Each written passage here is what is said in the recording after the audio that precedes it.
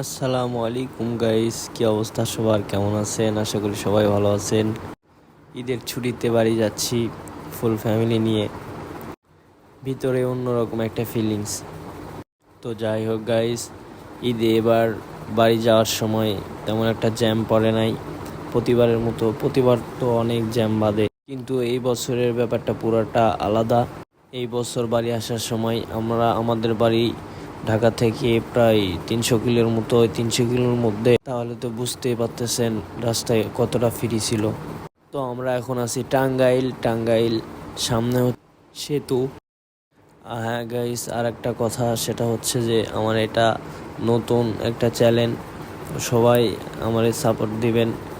আপনাদের সাপোর্ট না পাইলে পারা এত কষ্ট করে ভিডিও বানায় কি লাভ? ভিডিও বানানো ছেড়ে দিব।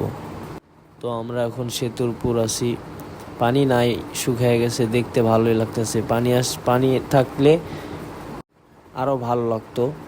তো পানি নাই, এটা পানির সময় না, সামনে পানি আসবে। আর একটা কথা গাইস, আমার এই ইউটিউব চ্যানেলটাতে 90 দিনে 10 মিলিয়ন ভিউজ লাগবে। প্লিজ গাইস, আপনারা 10 মিলিয়ন ভিউজ করে দিন।